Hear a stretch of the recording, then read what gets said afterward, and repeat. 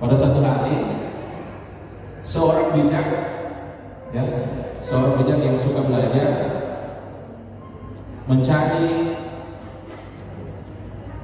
dua figur, tapi figur ini ada dalam satu orang. Ya. Kemudian dia berkeliling. Dia datang di sebuah pasar. Dia bertanya kepada seorang penjual. Dia bertanya, "Bapak, Ibu, di manakah saya bisa bertemu dengan orang yang hebat dan kuat?" Wah. Si pedagang tadi bingung. "Waduh, saya kurang tahu." Ya. Kalau Bapak mau tahu, silakan Bapak ke rumah sakit. Ya. Nah, akhirnya si orang bijak tadi ke rumah sakit. Di sana dia bertemu dengan perawat. Kemudian dia bertanya lagi, "Bapak." Untuk yang pertama adalah menumbuhkan nilai-nilai ketuhanan dan nilai-nilai kehidupan yang bersifat universal dan mengintegrasikannya dalam kehidupan. Yang kedua, menanamkan budaya disiplin di lingkungan sekolah dan lingkungan masyarakat. Yang ketiga, meningkatkan wawasan ilmu pengetahuan dan teknologi. 4. Mengembangkan budaya kolaborasi antar seluruh warga sekolah, organisasi kemasyarakatan, stakeholder, dan seluruh instansi yang terkait. Dan yang terakhir, mewujudkan sekolah yang bersih dan asri melalui kegiatan berwawasan lingkungan. Nah, program-program yang kami akan lakukan di sekolah di sini masih dirumuskan sangat singkat. Yang pertama adalah melaksanakan budaya literasi di awal pembelajaran dan sholat berjamaah. Yang kedua, menjadi teladan bagi murid. Yang ketiga, mengadakan pameran hasil karya murid. Dan yang terakhir, melaksanakan Jumat bersih. Jadi ini masih bersifat umum. Adapun tujuan yang ingin kami capai adalah menciptakan murid yang memiliki karakter yang baik sesuai dengan profil Pancasila. Selanjutnya, kemarin di Makassar, kemarin ini hari Kamis yang lalu, bahwa KTSP ya harus masuk di bulan Juli. Nah, sekarang saya sudah mendapatkan orang yang hebat. Maka tadi saya bilang sama Juli, saya tantang kamu susun konsepnya bisnis developer. Bagaimanapun juga sekolah penggerak harus masuk di situ. Jadi saya sampaikan. Ya, sekarang alhamdulillah. Nanti disupport Pak ya, didukung ya. Luar biasa. Tinggal bergerak ini Bu Pipi. Tetap semangat, konsisten jalankan. Pribadi karena hari ini banyak yang tidak peduli lagi dengan lingkungan, hanya sibuk dengan ilmu, kemudian melupakan lingkungan yang ada di sekitar kita. Padahal itu sangat penting. Bahkan lingkungan bisa dijadikan sebagai sumber belajar bagi kita. Apalagi sekolah kami itu dengan lokasi yang sangat luas Pak ya, itu bisa dikembangkan untuk berbasis lingkungan. Ya misinya nanti kedepannya nanti tujuannya dari visi ini adalah kita bisa nanti terbentuk sekolah adiwiyata. Itu sih mimpi saya. Selama pandemi, di mana siswa sedang merasa jenuh untuk mengikuti kegiatan BDR, mungkin karena faktor pelaksanaannya yang kurang kreatif mungkin dari kami pihak guru-gurunya. Jadi itu merupakan bahan evaluasi untuk kami untuk melakukan perubahan, utamanya terkait dengan menciptakan atau membuat suatu mungkin media pembelajaran yang mau diperbaiki, atau model pembelajaran yang mau diubah supaya anak-anak atau murid-murid itu tidak merasa jenuh di proses pembelajaran. Jadi evaluasi ke gurunya dulu, baru ke siswanya. Apa yang membuat mereka sampai misalnya merasakan kejenuhan itu. Selanjutnya aksi nyatanya mungkin dari pihak sekolah akan melaksanakan kegiatan workshop dalam lingkungan sekolah terkait dengan kreativitas, bagaimana menciptakan kreativitas guru, utamanya dalam menciptakan media pembelajaran yang bisa diberikan kepada siswa supaya siswanya itu sendiri menjadi lebih tertarik untuk mengikuti proses pembelajaran.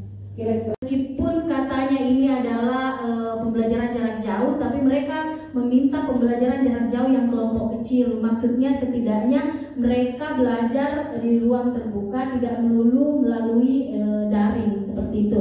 Kemudian guru dan kepala sekolah.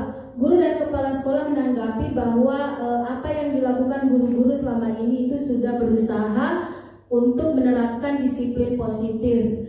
Kemudian menciptakan lingkungan belajar yang menyenangkan dan menciptakan merdeka belajar itu sudah ada sedikit demi sedikit. Karena kemarin kan setelah belajar disiplin positif, sebagai CGP saya sudah share ke teman-teman dan kepala sekolah melihat sudah ada sedikit imbasnya di situ. Kemudian berbicara dengan komite sekolah, harapan besarnya komite sekolah adalah dia berharap ada kerjasama dengan orang tua sekolah, orang tua, kemudian siswa, guru itu berkolaborasi dan bekerja sama dengan baik untuk meningkatkan minat belajar murid terutama di masa pandemi. Dari murid sendiri, mereka lebih menyukai pembelajaran tatap muka langsung daripada pembelajaran daring sama tadi dengan Buya. Kemudian ada juga beberapa siswa mengatakan ketika pembelajaran jarak jauh menginginkan guru tetap memberikan penjelasan kepada murid dan tidak hanya membebankan tugas, karena memang ada hanya sebagian kecil saja guru yang bisa melakukan tatap muka maya, sementara yang lain itu hanya memberikan tugas. Sementara dari misalnya satu siswa mengerjakan 18 mata pelajaran, ya mereka bisa mau tugas, ya begitu dari siswa. Kemudian tugas yang diberikan disertai dengan materi berupa video atau foto dan waktu pengumpulan tugasnya diperpanjang sehingga dapat mengatur waktu siswanya. Sedangkan dari guru, ya pelajaran yang mereka ambil adalah kemandirian. Ya selama ini murid melaksanakan pembelajaran jarak jauh dan harus memahami platform yang diberikan dan mereka dituntut untuk memahami materi yang diberikan, serta masih kurangnya minat dan semangat belajar siswa dalam mengikuti pembelajaran PJJ, dan juga masih kurangnya kreativitas guru dalam mengelola PJJ. Nah itu yang kurang. Kemudian dari orang tua, tanggapan orang tua, belajar dari sekolah lebih berdampak positif terhadap siswa karena siswa langsung berinteraksi dengan tenaga pendidiknya. Mengumpulkan cerita-cerita banyak dari suka dukanya guru pembelajar, supaya nanti itu saya satukan untuk saya terapkan di sekolah itu. Karena kalau saya berkumpul dengan orang-orang hebat dengan ide-ide yang hebat, kalau saya terapkan satunya sekolah, berarti sekolah saya bisa jadi hebat. Ya itu, makanya saya dia menyimak dan segala macam. Kalau harapan teman-teman dan harapan saya sebagai ya, kalian di awal itu di sekolah sama, makanya saya juga pernah menjadi seperti teman-teman. Waktu itu harapan kita harus lebih hebat, makanya saya terapkan itu di sekolah itu. Pertama itu keterbukaan, itu yang pertama. Kalau sudah terbuka, teman-teman punya ide-ide, kita inventarisasi ide mereka, lalu kita, jadi kami dimasukkan di dalam bentuk program sekolah. Karena saya yakin teman-teman kan dengan beberapa latar belakang komunitas, ada beberapa wilayah, pasti juga punya ide-ide yang berbeda. Ya, kalau hal itu akan terapkan di sekolah. Cuma kadang wawasan teman-teman guru, karena ini wawasan akan mempengaruhi sikap. Itu yang pertama itu. Jadi kalau orang berbicara sesuai dengan wawasannya, ya, jadi kita harus malu ya. Jadi sebagai seorang pimpinan pasti dengan jumlah kurang lebih 50 ya tenaga pengajar di sekolah, karakternya macam-macam.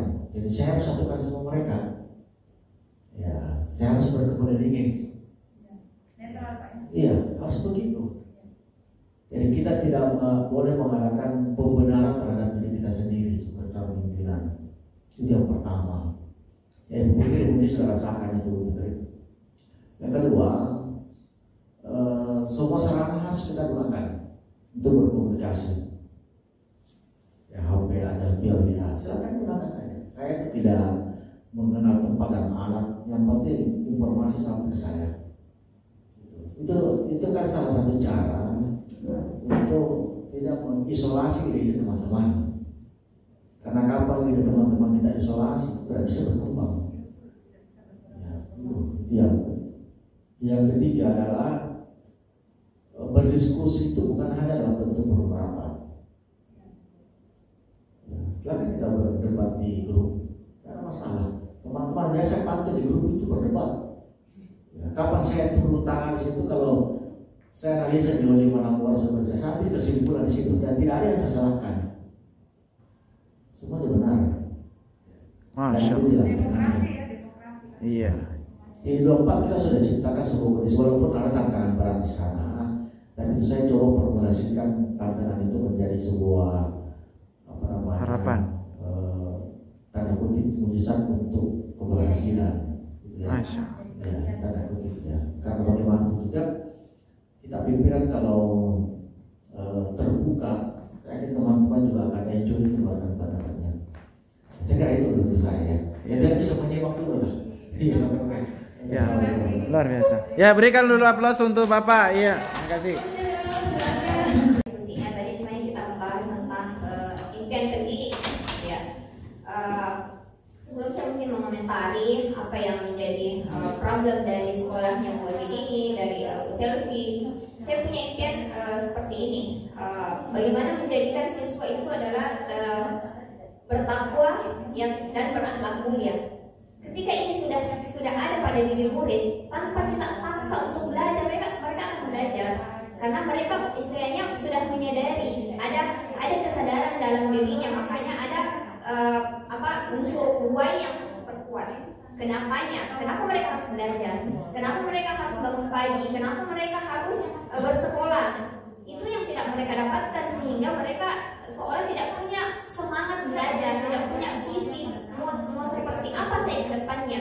Mereka tidak tahu tujuan penciptanya seperti apa. Mereka hanya sekedar mungkin menginginkan dunia yang bagaimana, pekerjaan yang bagaimana, tapi ada satu hal yang mungkin dilupakan, ya, tentang tujuan dari penciptaan itu sendiri. Nah, kalau ini sudah berhasil dibentuk di sekolah, misalnya kita sebagai pendidik mampu menjadikan siswa kita ya bertakwa, berakhlak mulia, saya yakin insya Allah tanpa dipaksa mereka akan melakukan yang kita inginkan, ya seperti itu. Jadi memang harus diformulasikan kenapa harus mereka melakukan itu. Jadi harus digali lagi lebih dalam dan harus diperdalam tentang unsur why, mengapa.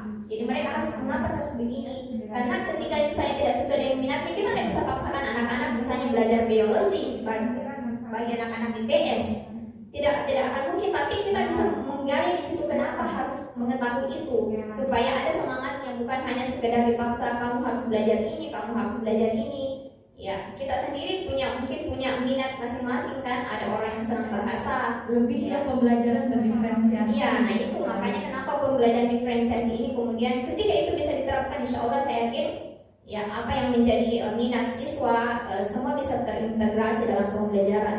Ya, ketika kita bisa terapkan ini dan mungkin pelan-pelan kita bisa menerapkan itu, berbagi, berkolaborasi dengan guru pendidik tentunya, karena kalau satu orang saja tidak akan mungkin. Ketika semua guru tidak paham dengan visi ini, itu saya yakin akan susah untuk kita terapkan. Tapi ketika semua guru yang ada di sekolah itu memahami tentang diferensiasi, maka mudah bagi kita kerjasama antar mapel. Bisa saja pelajaran matematika bergabung dengan biologi, satu pembelajaran, anak-anak tidak banyak kerja tugas, tapi semua masuk di pembelajaran itu. Ya, terima kasih. Saya sepakat sekali. Jadi tadi Ibu yang sampaikan sudah kami lakukan, dan mungkin yang sekolah kami itu memang betul-betul ekstra Bu Isra, bukan cuma ekstra lebih mungkin yang harus kita lakukan supaya anak kita itu masih bisa bersaing dengan sekolah kota. Misalnya kayak masalah kelulusan dari sekolah kita kan anggaplah rata-rata semuanya sama 100%, tapi apalagi yang kami lakukan supaya anak itu bisa lulus, betul-betul kami itu sebagai guru yang ada di SMA 9 itu sudah istilahnya seandainya kepala bisa menjadi kaki, kami sudah melakukan seperti itu Bu, entah di rumah, terus misalnya mungkin selama ada guru penggerak ini, saya sudah sedikit berbagi sama teman-teman untuk memperbaharui cara mengajar kami melalui PJJ itu, mungkin karena dengan membuat video ke segala macamnya. Dengan seperti itu, alhamdulillah semester 2 ini yang awalnya yang semester 1 itu mungkin kalau dalam kita mengajar satu kelas itu bisa sampai 5-6 orang saja yang hadir pada saat Zoom. Setelah mungkin yang seperti yang Isra yang memberikan untuk komunitas praktisi, cara berbagi, misalnya membuat video yang bagus, yang aplikasi yang menarik buat mereka. Ya, alhamdulillah Bu Isra yang dari 5 itu bisa menjadi 15-20 orang.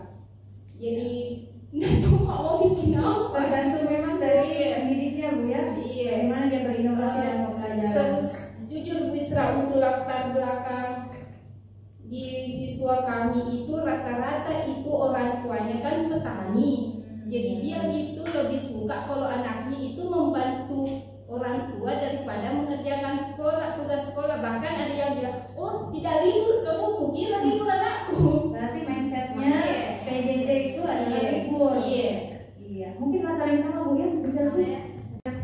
Teman-teman yang ada di sini, siswa-siswa yang ada di sini, seperti yang pernah saya bilang sama Bu Isra, ibaratkan batu Bu Isra.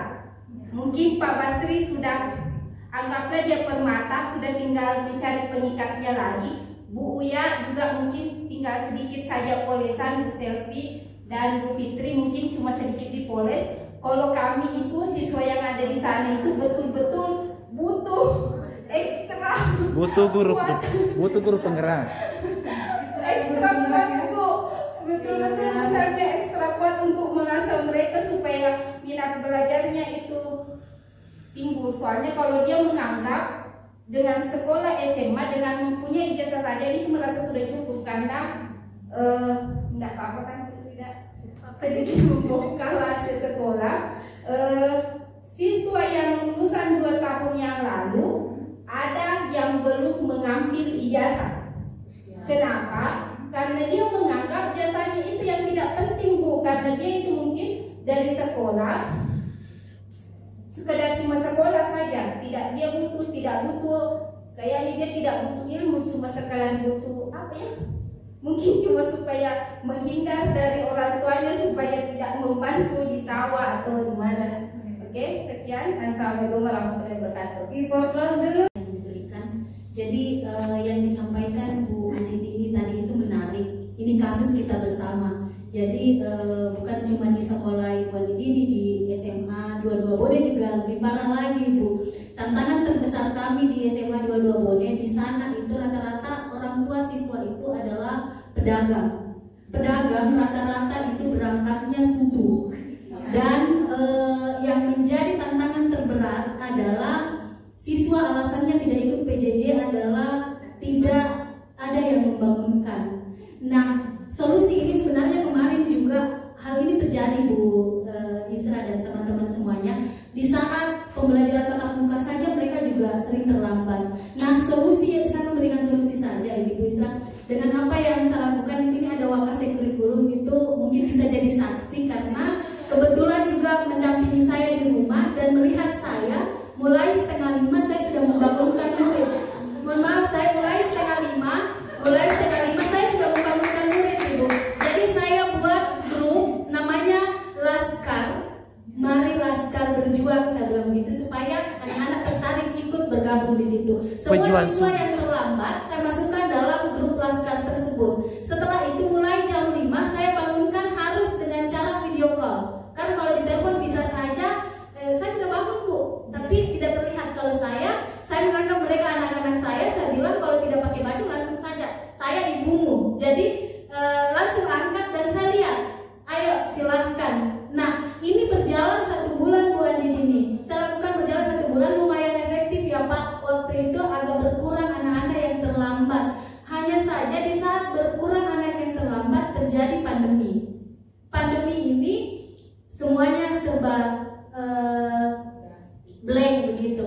Saya tetap melanjutkan itu, melakukan membangunkan, kemudian memberikan motivasi, karena kalau mau menghukum kemudian bagaimana itu sudah susah. Kami juga pernah rasakan Bu Andin ini sampai berjalan menemui orang tua siswa, mengunjungi. Saya rasa semua guru pasti akan mengunjungi muridnya, mengetahui apa yang sebenarnya terjadi. Tapi kalau saran untuk itu mungkin lebih ke pendekatan ke orang tuanya, menyampaikan dulu bahwa tabe